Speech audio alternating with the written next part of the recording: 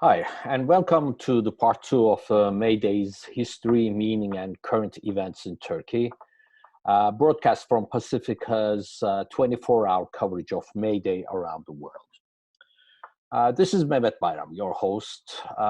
In this program, the second part that pertains to Turkey, we will talk to Ali Ergin Demirhan, the editor-in-chief of the alternative media site Sendika.org in Turkey. Sendika.org saw its share of Turkish government's wrath for carrying issues like workers' strikes, people's demonstrations, equality, justice, and plain old freedom of speech and freedom of the press. The Sendika.org site has been blocked 62 times by the government until now. However, it continues to operate for the 63rd time, and it's all run by volunteers who risk being detained, arrested, and sent to prison every day. The editors and writers have been charged with accusations and trials of which are still pending in most cases. Ali will be detailing the current situation in Turkey under the coronavirus pandemic and non-existing freedoms in Turkey for the workers. We also have another segment in the program on the historic and bloody May Day of 1977 and other May Day celebrations in Turkey, where the government does everything in its power to prevent any event for the benefit or unity of the workers. This year, the government declared a full curfew on May Day, while it allowed people to go to work on other days. It's still unclear how the coronavirus is prevented by declaring curfew only around the May Day. With the rise of the workers' movement and its spreading like wildfire in 1970s, the government and the bosses were helpless in trying to block the growth. The Confederation of the Progressive Labor Unions, the DISC, was getting stronger and stronger as more unions joined its ranks, with the rank and file having had enough of labor bosses selling them out at every negotiation. DISC is a militant labor union confederation. It was born out of some unions severing their ties with the traditional Turkish Confederation, an organization formed by American advisors working together with the Turkish government. Turkish was formed in the 1950s, that traditional confederation, shaped after the American labor unions, already sanitized from the militant and serious left elements after the big crash of the 1929 and after the New Deal signed by the President Franklin D. Roosevelt. The main reason Turkish Confederation was created was to prevent the slippage of the workers to the left, socialist or communist movements, exactly how the unions were organized after the New Deal in the United States. DISC, the Confederation of the Progressive Labor Unions, was created as a reaction to this US and Turkish government plan to keep the workers under their control, exploited for the benefit of the bosses and imperialism. DISC became the voice of the workers in Turkey and paid a heavy price for not selling out the workers and for the socialist ideology. As you will see in the 1977 May Day segment, that's coming up later, the assassination attempt on the life of its leader, Kemal Türkler, as he was speaking on the stage, started a rampage, followed by the killing of some say 34, some say 42 workers in the May Day celebration. The MayDay organization has de facto become the property of DISC in Turkey, with the other labor unions and confederations having to just follow it. The trial of the 1977 MayDay massacre became another government effort to conceal the true events rather than expose the perpetrators. In a travesty of justice and fact-finding, similar to either the JFK assassination trial or the 9/11 investigation, the evidence was destroyed, lost, or completely ignored. Needless to say, none of the assailants were ever caught or brought to justice. However, they were caught. Even the chief prosecutor admitted that the assassins were actually caught by the gendarmerie division of army and the police and handed over to the police. Yet the two police officers who took the accused and who later worked for the political division of the police denied ever receiving the assassins. The head of the Olais union for the hotel and restaurant workers openly said the police and some Americans were at the top of the Intercontinental Hotel building, which was closed for the day to the public. The deputy head of the MIT, that's the Turkish intelligence service, who has been always associated with the CIA, Hiram Abbas, was present at MayDay. The Intercontinental Hotel that served as the base for the Americans who had only arrived in Istanbul the previous day, and the security forces belonged to the infamous ITT Corporation, which was already engaged in many regime change operations around the world, as was documented in Chile, Latin America. The 1977 MayDay massacre in Istanbul was also very similar to the 1973 Ezeiza massacre in Argentina, where the right-wing gunman opened fire on the leftist workers, causing a similar mayhem and many deaths. Interestingly, the Italian fascist Stefano della Chaie, with his background in Operation Gladio in Europe, and had relationships with Chilean police agencies, as well as the Turkish civilian and paramilitary fascist Grey Wolves gang, was present in that Argentinian massacre. The MayDay will commence under a curfew today in Turkey. The workers will not be allowed to demonstrate or gather in a plaza. However, another event that has been going on for the last 15 years will be performed, albeit in a different format. We are talking about the International Labor Film Festival in Turkey that has been active for the last 15 years. This year, faced with the coronavirus pandemic and the government's usage of it to prevent any workers' activities, the Labor Film Festival decided to take the film screenings online. Films related to workers and work will be screened through the internet, and the theme for this year is See Those Who Are Unable to Stay at Home. This year's theme is obviously for those workers who don't have the luxury of staying at home while the disease takes over the workplaces and the streets. Demanding furlough, paid furlough for every worker and providing safety to laborers across the land, the Labor Film Festival is showing many films from around the globe online. The films are started just like how the films are shown in a theater at a certain time, and upon its ending, an online discussion with either the producer or the maker of the films will be there to answer questions and receive comments on their work.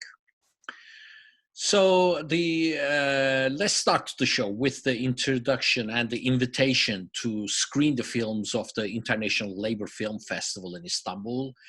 And having the film festival on the internet allows the viewers from around the world to also participate and watch the films, which is a different format this year, and maybe it's a positive one. So let's go to the invitation, where the theme this year, again, as we said, are the See the Workers Who Are Unable to, or let's say, what was it? The See Those Who Are Unable to Stay at Home. Thank you. Hayat evde güzelmiş. Aynı gemideymişiz. Yıllardır aynı safsatayı dinlemekten bıktık sandık. Bizler hangi gemide olduğumuzu biliyoruz.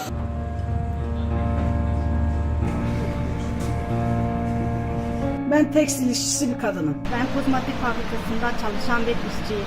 Market emekçilerinden birisiyim.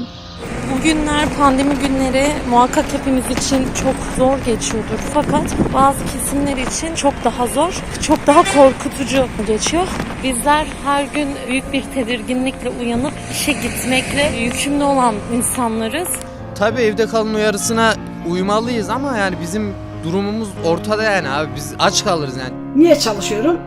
Geçinmek için, hayatımı idame ettirebilmek için. Evde kalıp salgının geçmesini bekleyebilirdik. Ama yaşama ve yaşatma gibi ağır sorumluluğumuz var. Ne sağlık, ne güvenlik, ne de temel ihtiyaçların karşılanmasını sağlayan bir iş kolundayım. Ben insanlara fatura kesiyorum, hem de bu zor dönemde. Bu hastalığı evime götürmekten korkuyorum. 25 milyar maaş alan milletvekilleri 45 gün tatil edilirken işçi sınıfının çarklar döndüsün diyerekten, ekonomi kötü diyerekten çalıştırılmaya ve öldürülmeye devam ediyor. Bu ölümü kabul etmiyoruz, insan gibi yaşamak istiyoruz. Lütfen evde kalamayanları da verin. Onlar şu an senin askeri ücretine göz koyan kişiler. Vallahi. Tamam mı?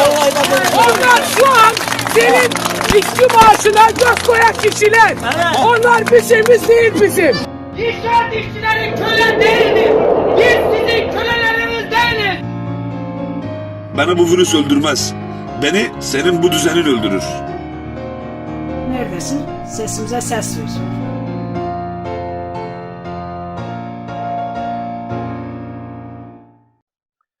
That was a trailer for the Istanbul Labor Film Festival being held online this year, and we are all invited to log in and watch the films and participate in the discussion. The film festival starts on MayDay as well.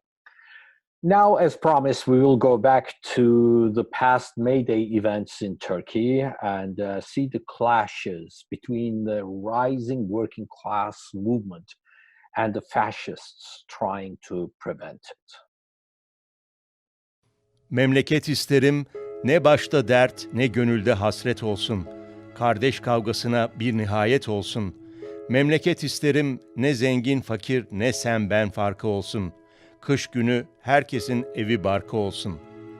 1976'dan bu yana İşçi Bayramı kutlamaları düzenleyen DİSK, bu yılki 1 Mayıs çağrısını Cahit Sıtkı Tarancı'nın bu dizeleriyle yaptı. Daha adil, hakların çiğnenmediği ve emeğin özgürleştiği bir memleket özlemi sadece işçileri değil, aynı zamanda aydın, sanatçı, öğrenci ve toplumun farklı kesimlerini de 1 Mayıs'ta bir araya getiriyor. Solun, çalışanların, emeğiyle geçinenlerin ideolojisi olduğunu varsayarsak, dolayısıyla 1 Mayıs tarihsel olarak sol için ideolojik olarak en önemli günlerden birisi. 1963 yılında Bülent Ecevit'in Çalışma Bakanlığı döneminde ilk kez grevli, toplu sözleşmeli sendikal haklar belirlendi.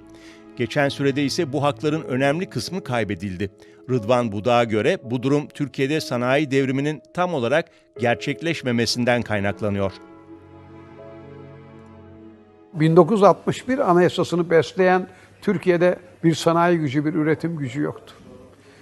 Yani demokrasiniz var, iyi bir anayasanız var, yasalarınız var, hukukunuz var ama üretim gücünüz onları beslemiyorsa ortaya büyük bir toplumsal barışı çıkaramıyorsunuz. Hikayemiz bu. Taksim Meydanı'nda ilk geniş katılımlı 1 Mayıs 1976'da kutlandı. Bugün İşçi Bayramı, bayramımız hepinize kutlu olsun. 1 Mayıs için Taksim simgesel bir anlam taşıyor. 1977 1 Mayıs'ında bugün The Marmara Oteli olarak bilinen binadan meydandaki topluluğa ateş açıldı. Saldırıda 37 kişi öldü, yüzlercesi yaralandı.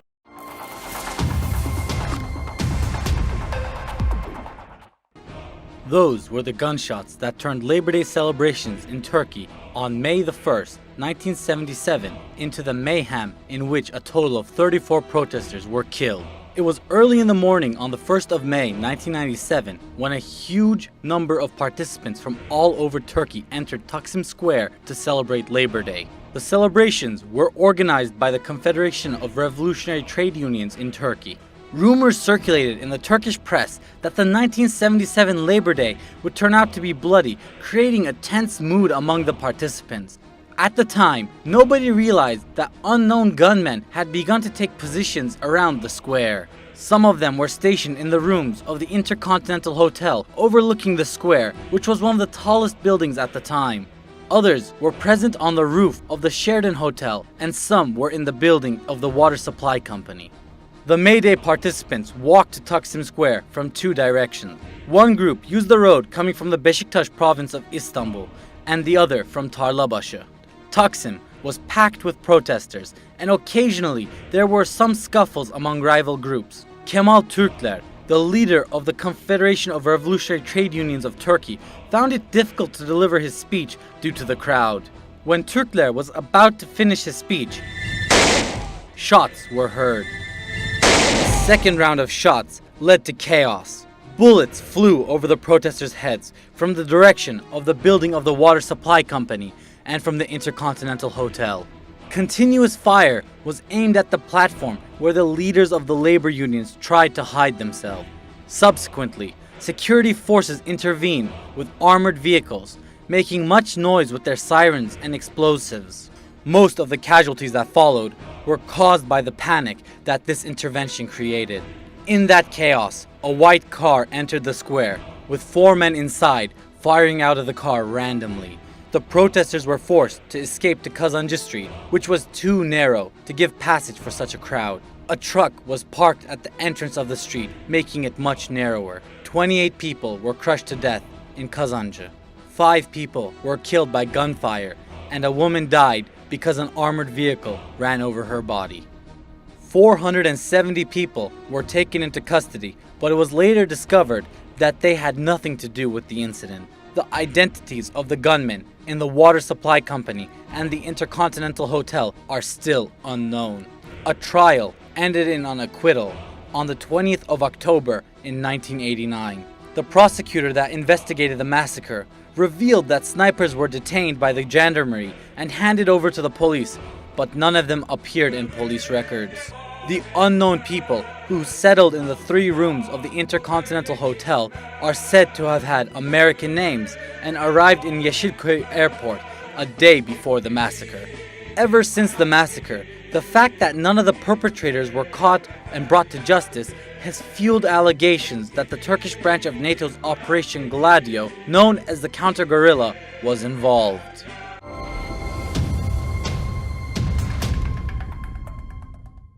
Her yıl 1 Mayıs'ta yaşamını yitirenler için Kazancı Yokuşu'na karanfiller bırakılıyor. Anma töreninde yaşamını yitirenler için yoklama yapılıyor. Diren Negiz! Yaşıyor! Leyla Altıparmak! Yaşıyor! 1978'de daha kalabalık bir 1 Mayıs kutlaması yapıldı. Ancak ardından sıkı yönetim koşulları geldi.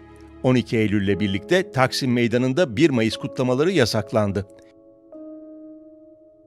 2007'de gözaltılara rağmen Taksim'e çıkıldı. AKP hükümeti 2010'da Taksim'i yeniden 1 Mayıs kutlamasına açtı. 1 Mayıs burada 3 yıl üst üste coşkuyla ve hiçbir sorun yaşanmadan kutlansa da bu uzun sürmedi. 1 Mayıs 2013'ten bu yana başka meydanlarda kutlanıyor.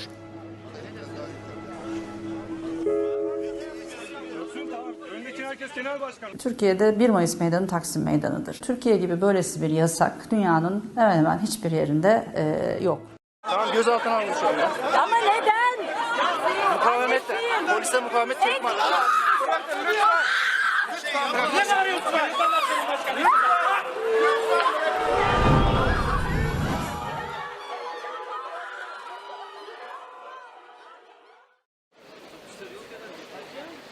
Right now we're in Istanbul's iconic Taksim Square, and it's on total lockdown ahead of expected clashes between protesters and police.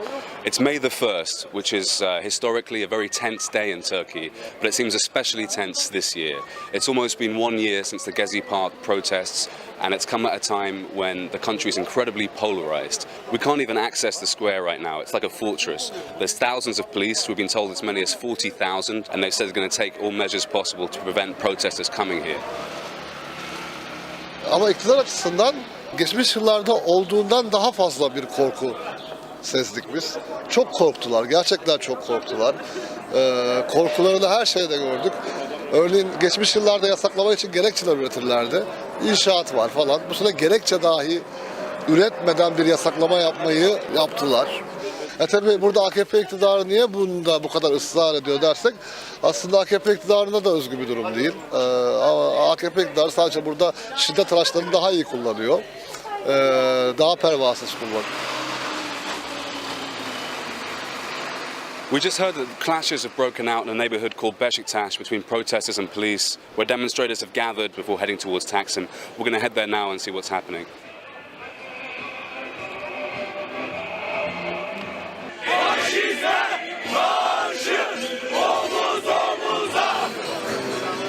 We've just arrived in Beşiktaş. There's a very small number of protesters, probably no more than 150, but the police seem to be taking no chances. They're putting their helmets and gas masks on and gearing up.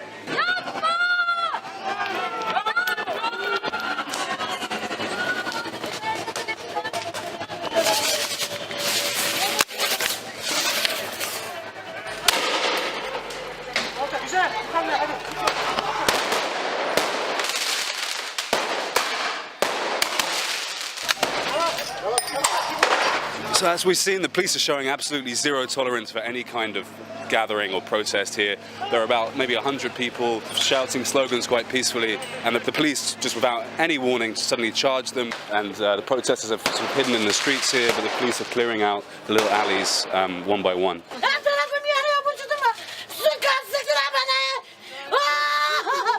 Bacağım yanıyor ya, bacağım.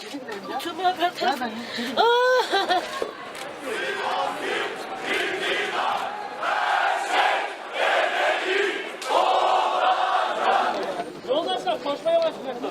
Devam, geri gitme yok. Türkiye Komünist Partisi geri gitmek yok.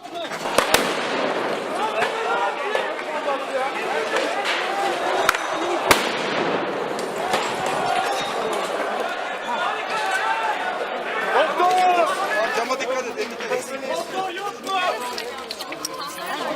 Arkadaşlar buraya gaz gelebilir. O kanser. Arkadaşlar sıksana. Sağ ol. So, for a while, sort of hardcore group of protesters managed to retain some territory here, but they scatter pretty quickly as soon as the police fire the tear gas. 1 Mayıs'ını kutlamaya çalışıyor aslında. Bu kadar basit bir durum. İşçiler, emekçiler 1 Mayıs bayramında kendi taleplerini dile getirmek istiyorlar. Yani ülkemizde adeta bir diktatörlüğe varan bir iktidar var şu anda. Bu ülkeyi temsil edenin, yani sokaklarda mücadele eden bu insanlar olduğunu düşünüyoruz. Bu gençler olduğunu düşünüyoruz. Bu ülkenin geleceğinde bu gençler olduğunu düşünüyoruz. Biz Taksim'e girmek için elimizden gelen her şeyi yapacağız. Yani 2 ayağımızın üstünde durduğumuz sürece, ayakta durabildiğimiz sürece Taksim için direneceğiz.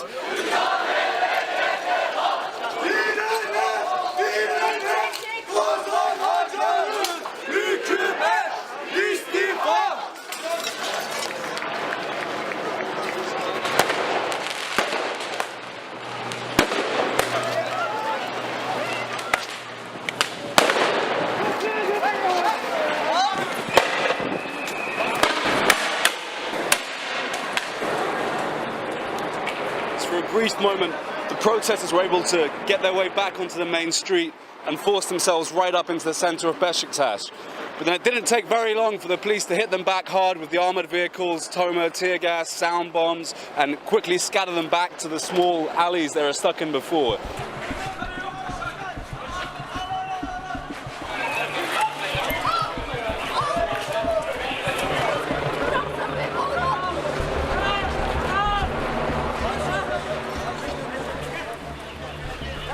The cops seem to be losing their patience a little bit. They've started rounding up and detaining protesters, mostly young kids, shoving them on the back of this bus.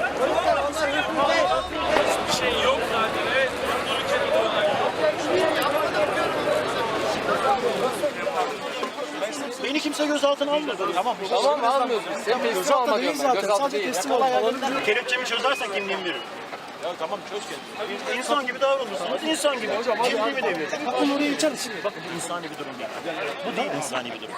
Bakın hayır. Kaçan yok, göçen yok. Bak bu insani bir durum. Do you think you'll make it to Taksim today? Well, I don't think so. All the transportation systems, everything, it has been a total lockdown.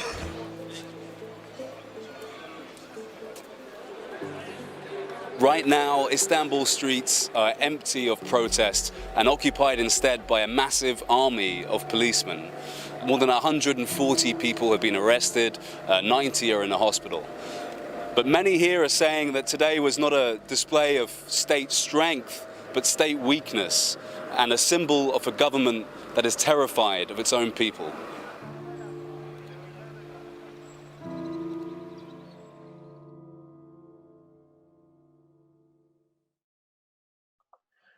In the documentary you watched, the credit and courtesy goes to Deutsche Welle News, Turkish Radio and Television Broadcasting Corporation, and Vice News. You are watching the second part of the MayDay 2020 in Turkey on Pacifica Network and our 24-hour coverage of MayDay from around the world. I'm your host, Mehmet Bayram.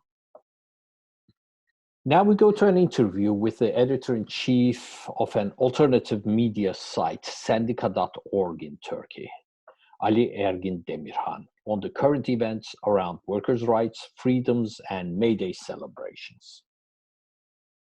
So welcome, Ali, for this interview, and thank you very much for giving us your time. So I want to go directly into the MayDay.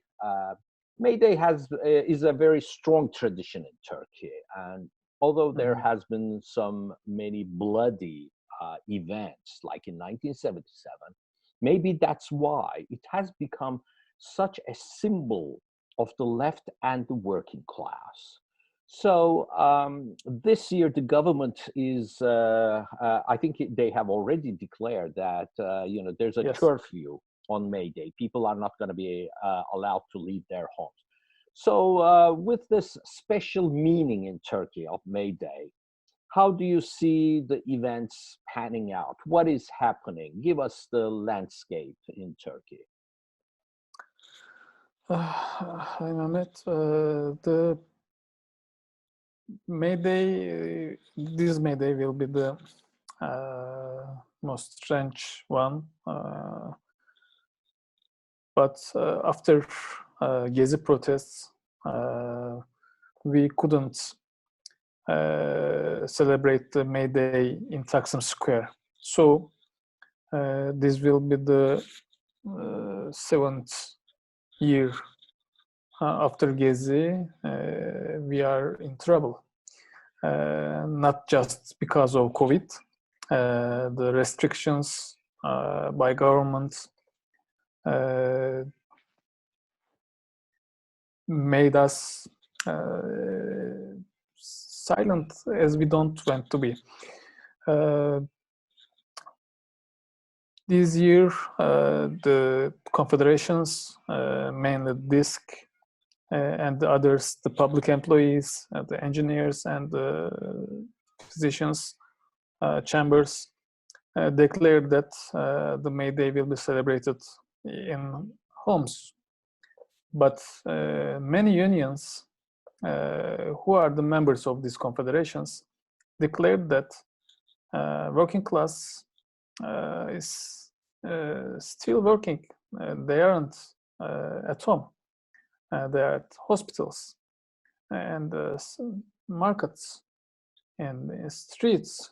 So we will celebrate the MayDay whereas the life is going on in hospitals, streets, and in every workplace that work is going on.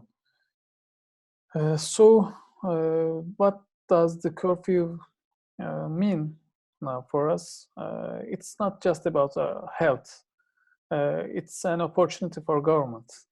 And they went a very silent working class as the class contradictions increasing with the pandemic, but not because of the pandemic, because of the economic crisis and the choice of government.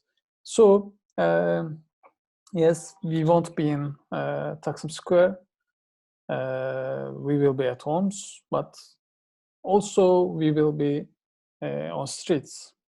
This May Day. And DISC has a tradition of organizing the MayDays, and DISC is the Confederation of Progressive Labor Unions. And it has been, this year has been rough on DISC as well. There were like metal workers organization and all. So the DISC has accepted to celebrate this at home as well as a part of this year's celebration. And what will the what are the calls for people? What should the working class do celebrating at home? Is there going to be, I don't know, pots and pans on the balconies or what? I don't know. Yes, we will song our MayDay songs, and there are many beautiful MayDay songs, anthems, and we will hang our banners, flags, and there will be also everybody will record some videos and their messages if they are at home, from homes, if they are at their workplace, like health workers from their workplaces, maybe in front of the workplace. In many hospitals there will be something like that, and also the energy workers will be out and at work. They will record their videos and with their small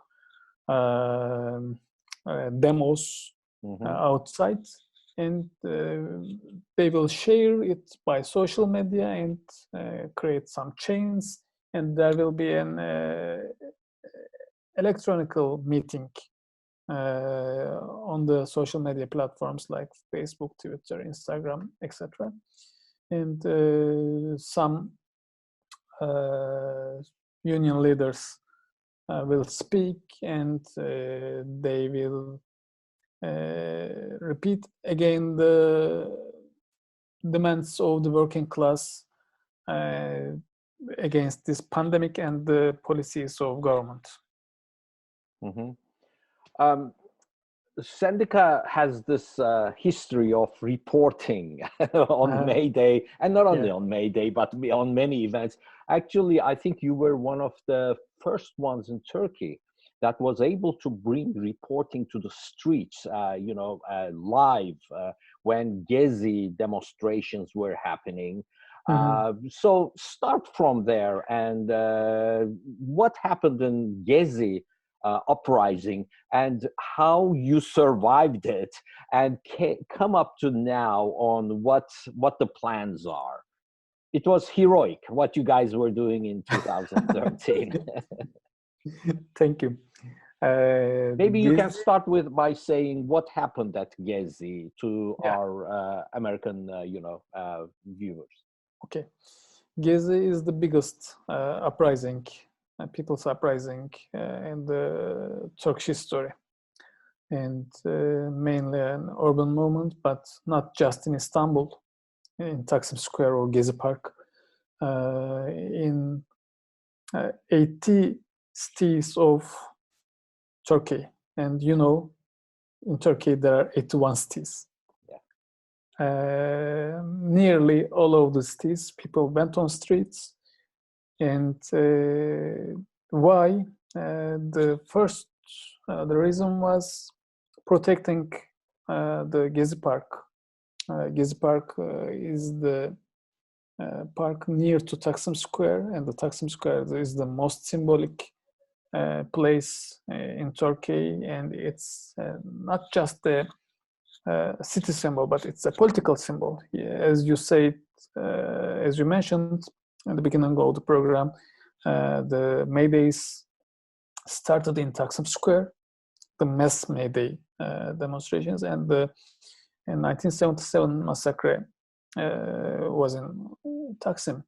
Also, Taksim is a symbol of a republic, the secular republic, and it's the symbol of modern life and freedom, democracy, secularity. anyway, and it has a special meaning for Turkish working class and the socialist movement. So, defending the park against the construction project, they were trying to construct a mall, cutting the trees and constructing a mall, and we opposed that.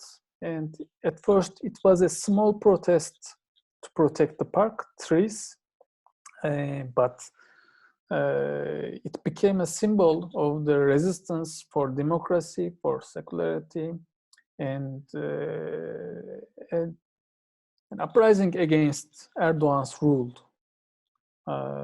who is still trying to devastate the modern Turkish policies. They're not just the republic, but the gains of working class, the gains of left, gains of all the social sectors with a progressive history and demands. So it became the uprising of all the sectors of Turkish society, progressive movements, all the social opposition movements, and it was the heart of the uprising, Gezi. And there were, with official numbers, 3.5 million people on streets in total. And the protest started in the late May of 2013, and it continued in the autumn, and in September there were still protests in many cities of Turkey, including the capital, Ankara. And we created an online web TV at that time. The Sandikok team created Çapul.tv. Çapul means looter, loot. Because what does the root of, what did we mean with looter? Erdogan said us looter. These are looters. He accused you of gangs and looters and looters. So we said yes, okay, all of us looters. And if you remember, many people, not just in Turkey but abroad, like Chomsky, everyone said that yes, we are looters. Yes, I'm a Çapulcu. I'm a Çapulcu. And exactly. We said that there must be a TV in this park to show what's going on and who are these people, what they demand, why they are here, and the name must be Çapul.tv. Why we created a TV in Gezi Park? Because no other TVs, no mainstream channels were there. First, Erdogan didn't want them to show the reality in Gezi Park. The first reason was that.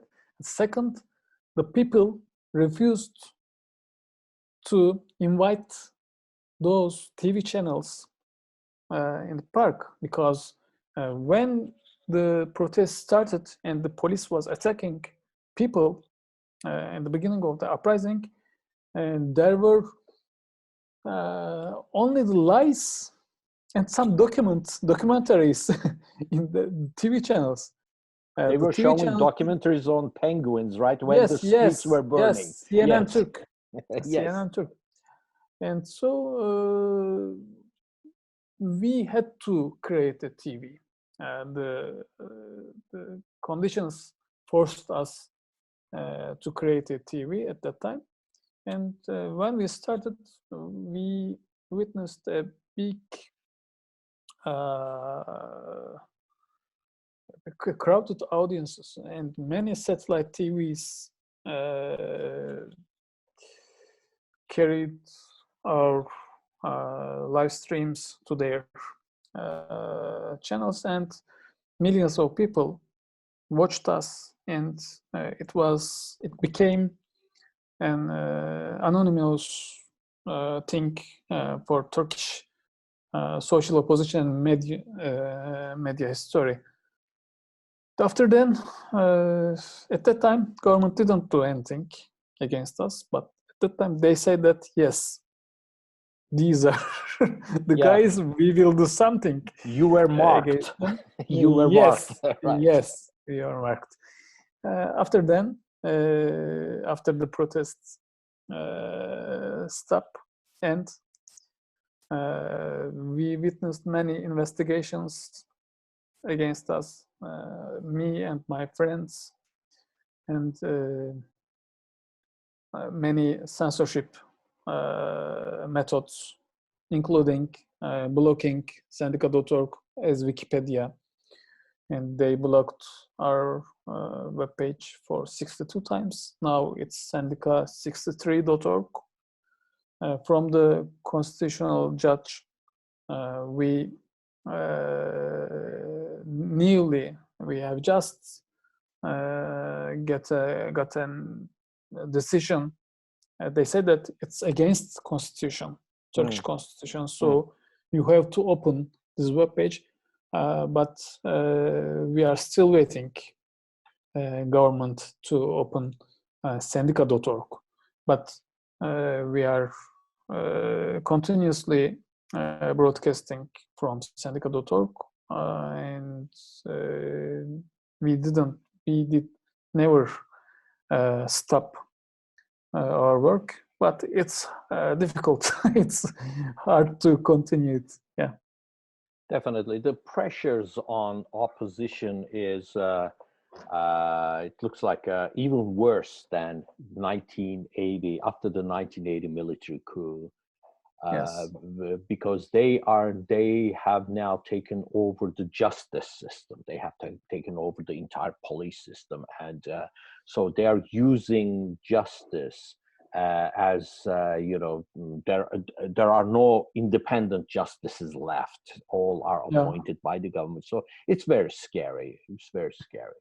Now, looking at the situation in this coronavirus pandemic time, I'm seeing all over the world, there is a confusion on both the right and the left.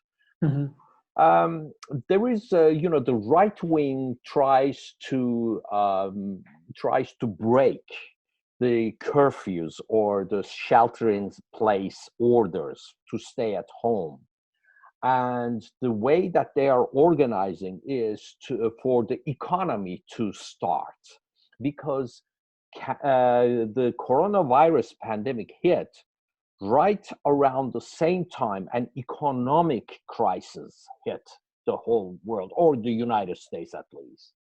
So the right wing wants to minimize the effects of the pandemic and want to go back to work and open the economy in the hopes that the economy will recover. But the left, on the other hand, are more responsible. Yes, there are, the governments are using this to push people to their homes, but there is a real danger in people, getting together, going out on the street, demonstrating, as we have seen, like for the MayDay. I don't know what would have happened if there was no curfew, because it does bring some public health issue. What are the discussions in Turkey about this? In Turkey, at first it was a shock for people, because yes, all of us watched the things in Wuhan, but governments or no government, neither the opposition did anything against it, and it came to Turkey 3 months after China, and with the shelter in place and the curfews, etc. People, at first, everyone start to think, yes, it's an health question. All of us equal and we have to stay at home. We can't come together to organize any protests or any meeting. So it's a strange thing for both government and opposition. But after then, government start to make some decisions. The reason was pandemic, but they were solving not the questions about health. They were solving the problems of Turkish bourgeoisie, Turkish capital, and the Turkish working class is suffering unemployment and low wages and precarity, and small shop owners in Turkey. A big population means a big population stopped all their works. So we start to see the class conflicts and a government just only defending the bourgeoisie and the working class without any protection, any meaningful protection. So we start to discuss about, yes, we can't say that nothing is changed.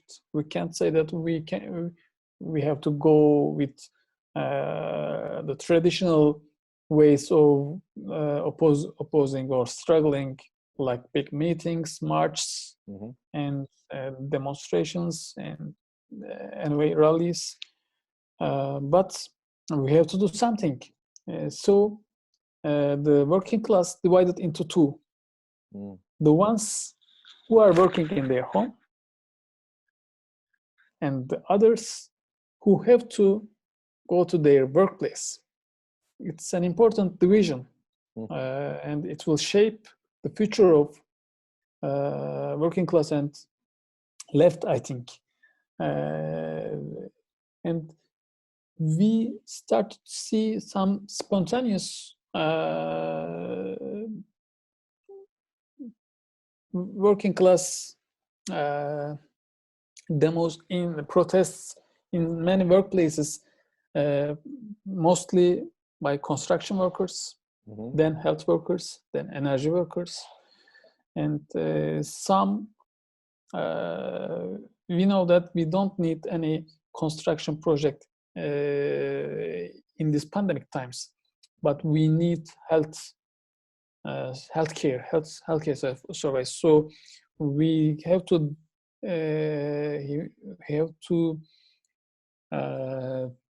show the difference. Yes, someone has to work, and we have to protect them in the workplace. But some works have to stop. So the left and the working class organizations start to declare make some declarations and with their demands, sometimes 5 demands, 7 demands about these working class sectors. But we understood that yes, we have some demands, but we have not enough power to force government to do something to address or solve our problems. The bourgeoisie has a state, but the working class, the organization rates and the power of working class is comes from the fight, the real fight, and comes from the organization. And just 10% of Turkish working class and Turkish workers are organized in unions, and only 5% have the right to go on strike. And after the coup attempt in 2016, the government stopped all the strikes. They don't let working class to go on strike. So yes, this and other confederations and unions and the leftist organizations speak so well. Yes, the capitalism is killing us. The solution is socialism. We have to solve the problems of working class, but we do not have enough power to realize those words. So good words, but a weak opposition. So, and the so-called center left has some local administrations, local governments, the mayor of Istanbul, Ankara, Izmir, the biggest cities, the selected mayors of Turkish big cities are the members of the Republican Party, the so-called center left. And they have some good projects to solve the problem of people during the pandemic. But the government sees these projects as a threat against its. So they banned all this. They stopped. They said that you can't organize an aid organization for people. You can't collect aid for people. We, the central government, will do it. And we will show you your day after this pandemic. Erdogan still says. It's the crisis of government and also the crisis of main opposition. Government understands it very well with the pandemic and with the class conflicts increasing. There is a social, what do you say? There is a social protests against it. They're feeling the support to the government is decreasing. Yeah. When people see the projects of mayors, the opposition mayors, the government understood that, yes, I have to stop all the things, not just the street opposition, but these mayors. I have to stop them. I think the mayors were giving free food to people, and the government banned it. And then the people started helping the mayors, and the government confiscated their bank accounts. And the next day, after they confiscated the bank accounts, saying it's illegal for the provincial governments to collect money, the central government said, now this is our bank account, give us help. Yes. And so we see that they have the political power, the central government, so they don't want to share it. They don't want to share the power, and they don't want to give up their fight to keep the one-party government. So they find the solution banning all the activities to opposition. Right. Both main opposition party and working class and organizations. Yeah. You just heard an interview with Ali Ergin Demirhan, the editor-in-chief of the socialist alternative media site in Turkey, sendika.org. We will end our MayDay special program with a song by Group Yorum, written for the victims of the MayDay 1977 massacre. Grup Yorum is a socialist music group that has been banned from giving concerts, singing songs, or even running a music learning cultural center. Its members are charged with trumped-up charges and face life imprisonments by the Turkish government. To protest these unjust and government's political kangaroo trials, members of the group have been on long hunger strikes. Two members, soloist Helin Bölek and musician Mustafa Koçak, recently gave their lives on hunger strike while demanding justice. We lost Helin Bölek on April 3rd, 2020, after 288 days, and Mustafa Koçak after 297 days of hunger strike on April 23rd, 2020, on their struggle for a better world. We played a song on the deaths and better days to come in their memory.